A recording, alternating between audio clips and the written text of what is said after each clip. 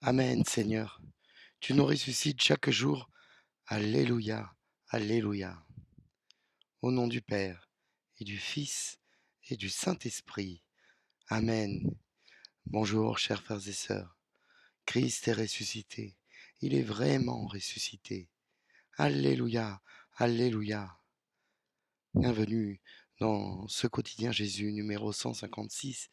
Nous sommes aujourd'hui dans le lundi de l'octave de Pâques et nous fêtons durant toute cette octave la résurrection de notre Seigneur Jésus-Christ.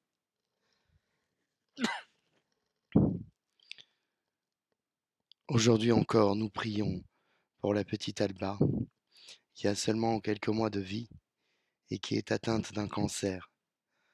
Demandons au Seigneur une guérison totale pour Alba selon sa divine volonté. Nous prions aussi aujourd'hui pour tous les adultes baptisés durant la nuit de Pâques, ainsi que tous les enfants et les bébés qui sont devenus enfants de Dieu. Puissent-ils débuter cette vie de résurrection et continuer le chemin vers une vie éternelle.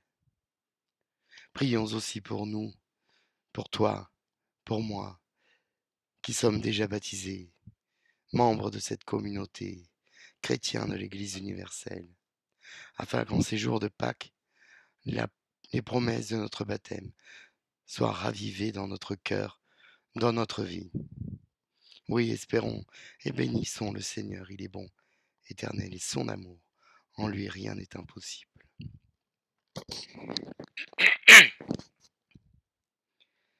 Seigneur, prends pitié. Ô Christ ressuscité, prends pitié. Seigneur, prends pitié. Le soleil se couche, les braises du feu qui arrivent laissent s'envoler vers le ciel une petite fumée. Comme à l'habitude, la célébration va commencer sur le côté de la basilique. La foule commence à grandir sur la petite place. Nous commençons à distribuer les cierges. Les paroissiens sont tous présents et d'autres. Depuis les attentats, nous avons encore un peu peur, mais la police est bien présente. Il ne nous viendrait pas à l'idée de la salir, car nous sentons à quel point elle nous protège. Voilà le moment. Le feu est lancé, béni, et le cierge pascal s'allume. Voici la lumière du ressuscité. Nous marchons en procession pour rejoindre l'entrée de la basilique. Les passants nombreux sur l'avenue, un samedi soir, nous regardent, se demandant ce que nous faisons. Nous entrons dans l'édifice, plongés dans le noir, où seuls les vitraux, qui laissent passer la faible lumière de l'extérieur, transparaissent. Bientôt, la multitude des cierges envahit tout l'espace et l'on entend se dérouler les splendeurs de la Bible. Puis le Gloria retentit, l'Alléluia, l'Évangile, les lumières s'allument, les cloches virevoltent. Christ est ressuscité. Une jeune adulte est baptisée. À la question « Voulez-vous être baptisé dans la foi catholique ?» Après avoir rejeté le mal et professé la foi de l'Église, elle répond avec une spontanéité déconcertante. Oh que oui! Nous sommes remplis de joie par son entrain. Nous sentons bien que, pour elle, prend sens, tout prend sens. Que se réalise pour elle ce qu'elle attend depuis des mois. Par elle, par son baptême, je me sens à mon tour ressuscité. Voici le nouveau rameau de l'espérance. Les baptisés de la nuit de Pâques sont nos trésors. Ils l'ignorent, mais ils nous donnent à nous confiance en demain, parce qu'ils acceptent de suivre le Christ. Ils sont, en chair et en os, le ressuscité qui vient nous libérer. Que Dieu nous entende. Alléluia.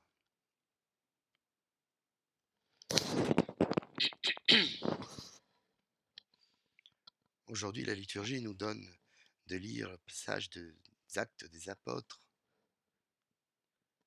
passage dans lequel Pierre parle et nous dit des vérités sur Jésus-Christ.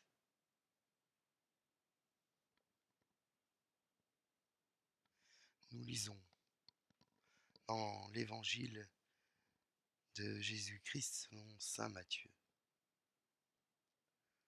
En ce temps-là, quand les femmes eurent entendu les paroles de l'ange, vite, elles quittèrent le tombeau, remplies à la fois de crainte et d'une grande joie,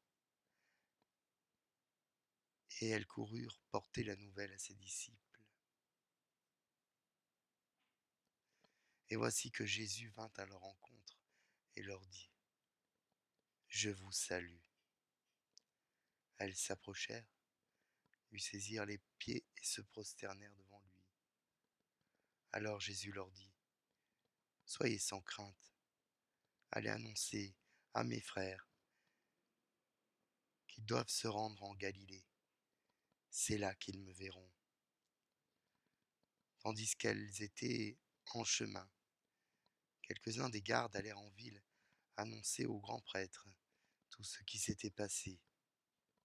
Ceux-ci, après s'être réunis avec les anciens et avoir tenu conseil, donnèrent aux soldats une forte somme en disant : « Voici ce que vous direz.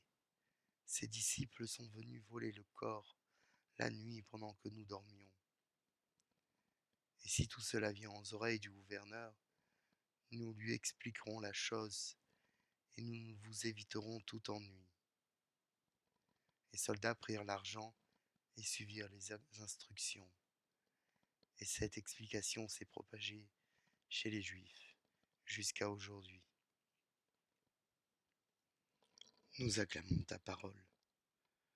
Louange à toi, Seigneur Jésus. Alléluia. Le mensonge est parfois plus plausible que la vérité. Il est plus simple de considérer et de croire que tout cela est une machination, un mensonge, que d'admettre que tu es ressuscité. C'est sûr, tes disciples sont venus enlever ton corps, tes disciples veulent faire croire à ta résurrection. Seulement voilà, il y a un problème, c'est que les disciples n'ont pas compris, ils n'ont rien compris, ils ne savent pas que tu dois ressusciter. Tes disciples sont dispersés, enfuis, ils ont eu peur, ils ont été lâches. À ta mort, ceux-là même qui corrompent les soldats avaient demandé la présence de ces derniers dans la crainte qu'on vienne prendre ton corps. Comment tes disciples auraient-ils pu, après le choc de la passion, organiser une telle conspiration, faisant fi des soldats, ouvrir le tombeau, te prendre et te cacher ? Tout cela n'est pas sérieux.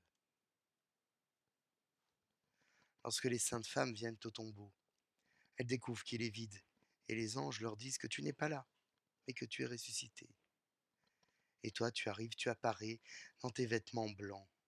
Tu leur demandes d'aller à leur tour, aux femmes, porter la bonne nouvelle aux disciples, afin qu'ils t'attendent en Galilée. J'aimerais, frères et sœurs, paraphraser le Père Ahmed, burkinabé, en mission de notre paroisse à Nice, homme d'une grande valeur, d'une grande sagesse, qui nous a dit cela, à notre tour, d'aller dans la nouvelle Galilée. Pâques est un voyage, un chemin, un appel à nous mouvoir. Pâques est un chemin, le début de tout chemin, un chemin de conversion, un chemin de révolution intérieure et personnelle. Pâques est un retour à la vie. Pour cela, il aura fallu accepter la mort, non pas celle du corps, ni de l'âme, mais la mort du superflu, encombrant, lourd, pesant, la mort du péché, mort de tout ce qui, de près ou de loin, nous est inutile. On aurait bien tort de reléguer cela à une simple affaire matérielle. C'est bien du côté spirituel que se cachent nos pires scléroses. Lorsque les artères sont bouchées, c'est très grave. Mais les bons médecins parviennent à les libérer. En revanche, les petites artérioles, les capillaires, elles, ne sont pas atteignables. Oui, le diable se cache bien dans les détails. Aussi, accepter de mourir à nous-mêmes nous permet de nous laisser guérir par le médecin qui, lui, peut tout guérir. Tu l'as dit toi-même, Seigneur, tu es le médecin, venu pour soigner les malades. Alors laissons-nous soigner par toi. Pâques, c'est ta résurrection, Seigneur. C'est la fondation de la foi.